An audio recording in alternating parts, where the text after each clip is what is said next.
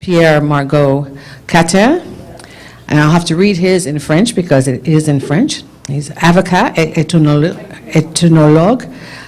Pierre Margot Cattin est professeur à la Haute École de Travail Social à Sauvalet. Il est également président du Conseil suisse Égalité et Handicap. Il s'intéresse à l'impact des représentations sociales sur le handicap, à l'environnement adapté et la formation au tourisme pour tous. Globetrotter et conférencier dans de nombreux congrès, il apprécie la découverte de nouveaux horizons. Il a introduit un cours de sensibilisation French accent is terrible, au handicap et l'école suisse de tourisme. Il vit en Suisse avec un handicap physique important. And he's got some very interesting ideas on really ameliorating the situation with respect to transfers. Thank you. Hello, everybody. First of all, sorry for my poor English. I'm supposed to speak French, but I will make a big effort to speak to you in English. Hope you will understand me. As you said before, in French, I'm first of all a professor at university, but also a big globetrotter in a wheelchair, and this is this side of my personality that is interesting in my presentation, because we want to present you a brand new system to help for secure transfer in planes, but everywhere where we need transfer too. Something simple, something adequate, something secure, something comfortable for everybody.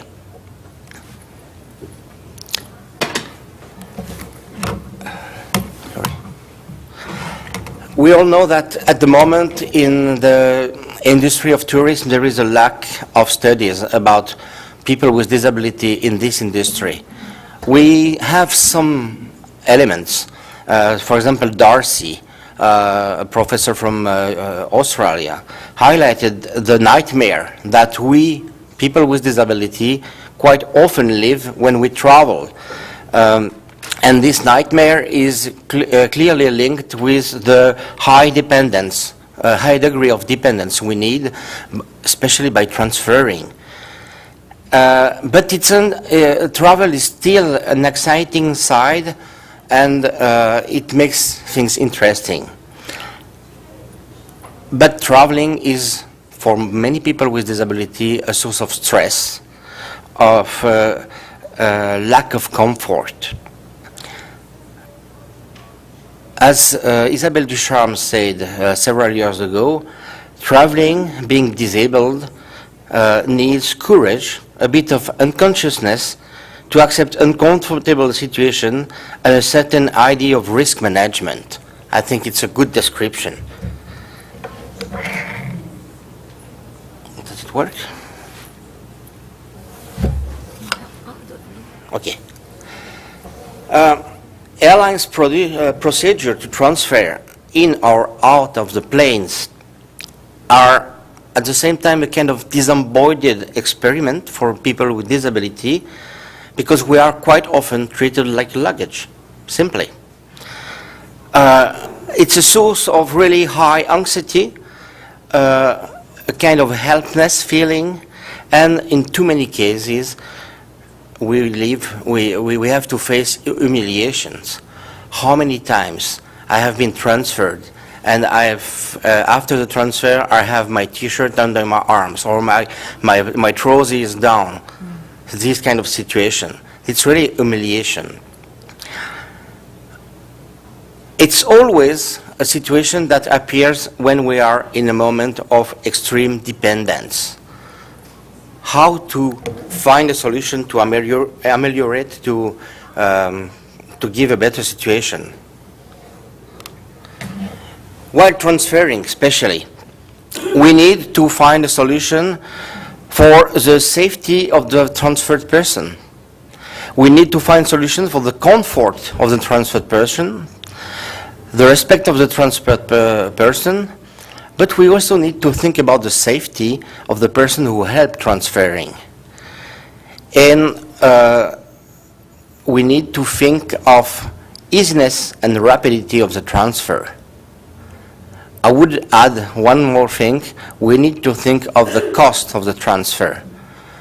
A device that is simple, cheap, easy to use, and don't need any technology, electricity, battery, or anything else.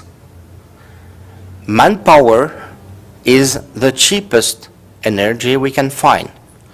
Manpower is the cheapest energy we find everywhere around the world, even in the poorest country. And this transfer system is simply based on manpower.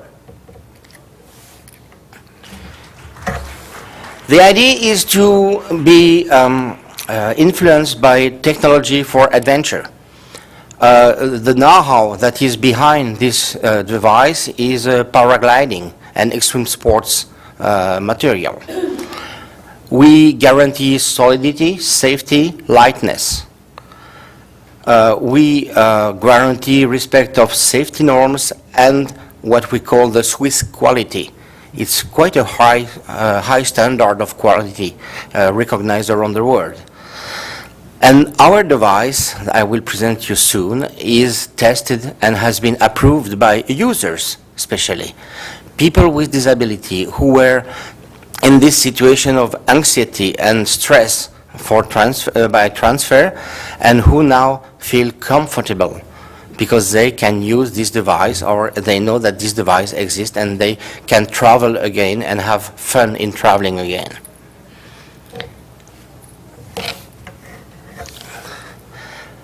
This device is useful for any places with limited access. Think of amusement park where you have to transfer on amusement devices. Swimming pools, how to access in the water, for example. Buildings without lift, clearly. But it's also important and it's also useful for places with necessary transfer. Planes, that's clearly a place. Not adapted transport in general. Theater seats, when there is no special access, boats, any other places. It's also useful for getting over natural obstacles, fruit passages, paths with difficult access, and in Switzerland we know that, and in Canada too, snow-covered access. And it's also something that is really useful for any emergency situations requiring evacuation of people with disability. Have you ever thought, you are in a train, you don't use trains so much in North America, but maybe, you are in a train, the train stops in the landscapes, you are requested to go out because there is a technical problem. How do we get people with disability out? We wait for the ambulance and we treat the person with disability like somebody who is injured.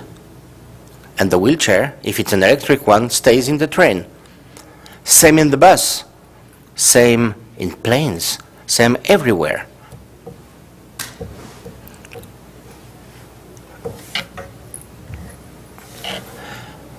Our system is simple. It's only one size. When you need to be carried, if you are 50 kilo, it's not too much a problem. If you are 100 kilo, that's much more a problem. So the size is made mostly for people who have a certain weight and are quite tall. The device supports 200 kilo. That is about, I thought it was 400 pounds, it's 440, I think, exactly, pounds. The device has a lot of handles that allows to grab the device to carry, simply carry. But we know how to carry because we have handles. There is a removable headset that helps people who have difficulties with the neck to support the head. And it's also a way to create a separation between the head of the person and maybe the body of the one who is carrying. We add, if needed, shoulder straps to help to carry on a longer distance. It's simple and easy to use. It's installed and ready to be carried in less than 3 minutes. So it's really, really short, the time needed. And the system is removed in 1 minute maximum. It's soft, light, easy to fold in a small bag. It weighs less than 2 kilos with the bag and accessories. It's really easy in the maintenance. You can wash it in the machine simply. It's soft, strong, synthetic fabric with a low absorption of liquid. For example, it's floatable. You can use it to go in on the sea or in swimming pool too. And there is an intuitive user's manual inside the bag that helps to install it. How to use it? Well, I have several videos I will show you. For example, 2 people carrying, one in front, one in the last, in the back. Can you please put vous pouvez mettre en route la vidéo, s'il vous plaît? Okay. This is an airport situation. And I am 100 kilo, so that you know. Transfer on a high chair.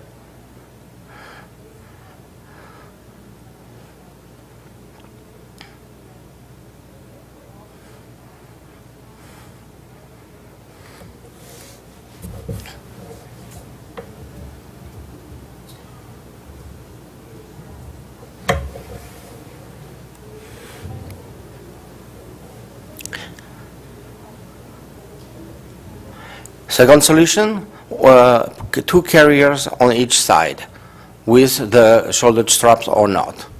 Okay. And you can see that the body of the person who is carried is inside the system so that you are fully secured. Legs are together, arms are on the body, and there is no risk for an arm staying blocked behind or anything.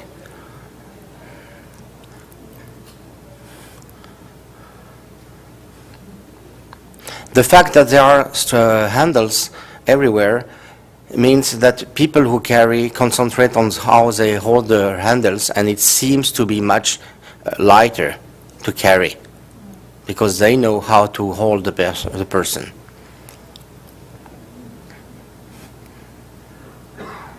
You can imagine 4 carriers, for example, to go upstairs. Vidéo, s'il vous plaît. That's a good way for heritage buildings where we cannot have a lift.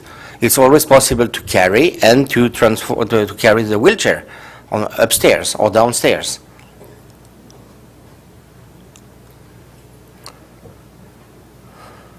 And more, there were 5, and that was to access, you will see, on a boat to go and see whales in South Africa. Something fully inaccessible. With this device, 5 guys, strong guys, just carrying me on the boat.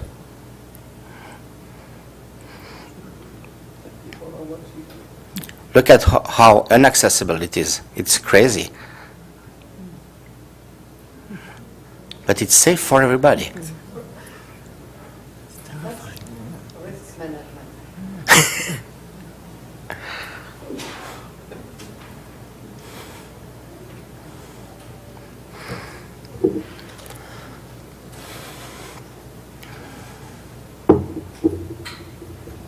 And finally, the specific configuration of planes. Transfer from the high chair to the seat in plane. Vidéo, s'il vous plaît. Merci. You know how small it is. You know how difficult it is. And you see, they lift over the armrest because it's not removable. 2 persons can carry me.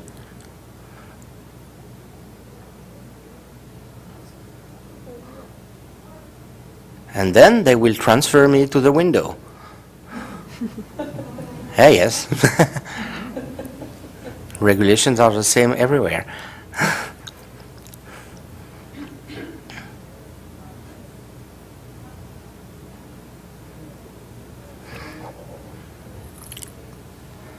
The fob system, simple design, easy to use, based on human strengths, something that you find everywhere all around the world, and it avoids the use of complex technology, which might break down and you don't find any solution to repair it. It's based on the idea of comfort and safety of the carried person and comfort and safety of the carriers. It reduces personal contact and intimacy intrusions. That's very important for countries, Arabic countries, where, for example, it's forbidden to touch the body of a woman. How to help a woman to transfer in a plane if you are not another woman? Men cannot touch the body. With this, they don't touch the body, they touch the handle. And there is something that protects the body. It's much more acceptable. It ensures a higher respect of the person with disability and its dignity, because the clothes stays tip-top. You are not undressed after the transfer. And it contributes simply to increase travel and adventure desire of persons with disability. And I would say it costs about $500. That's cheap compared to many other systems. Thank you for your attention.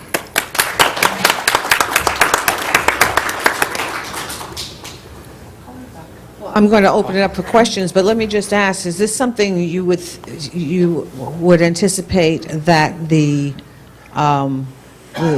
carrier would have, or would the disabled person?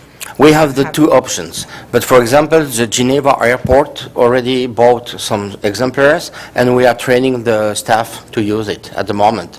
This is something every airport could have, and every other places could have, but this is also something that is affordable for people with disability. For example, I have my own, and when I travel, I just keep it on me during the flight. It doesn't disturb at all. I just open the straps, and like that, I'm ready to get out even if there is an emergency. Because this is another problem: how to get out of the plane if we are in an emergency. People with disability will be stuck inside. With that, you are ready to be carried or pulled out. Even being on the floor, you can pull the person outside. So both solutions. At long term, it would be great if any people with disability could have one. Sure. But first, I think it's a good and simple device to help for certain situations, for example, in airports. Questions? How long it takes to train the carrier before use?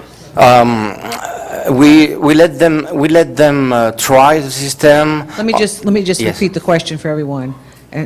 She was asking how long it takes to train someone to use it. Okay, in Geneva, we have the time to let everyone try to use it and try to be carried with it, to feel the sensation that makes. And we need, for a group of 50... Situation when you travel? Yes? Change planes and everything? Not longer... Assistant? Yes, it takes about 3 minutes to be installed, and then they carry me like usual. It don't take more time, and then that's it. And I don't know if I understand well your question. She's asking for someone who's going to be the carrier, Yeah. how much training do they need to use it?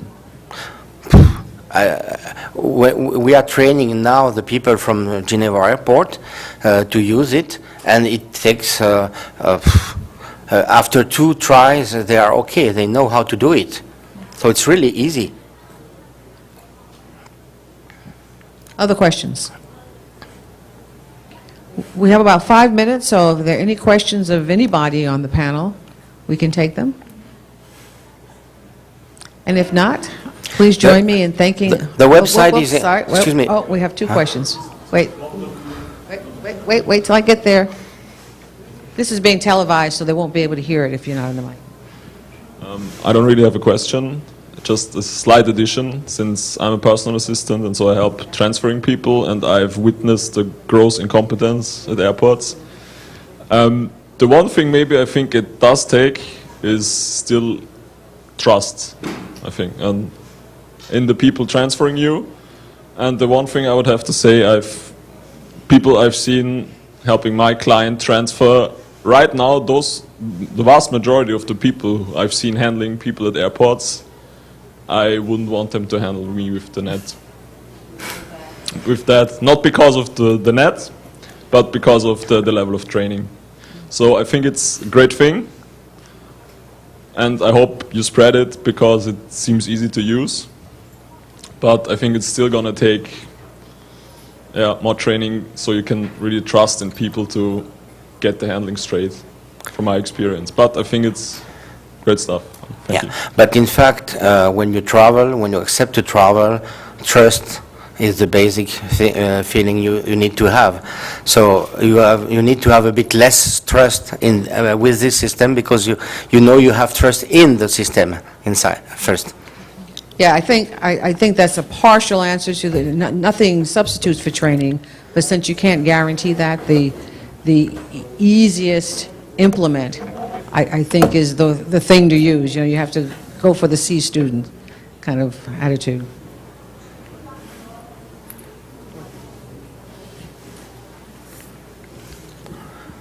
In Canada, we have a ruling that was called One Person, One Fare.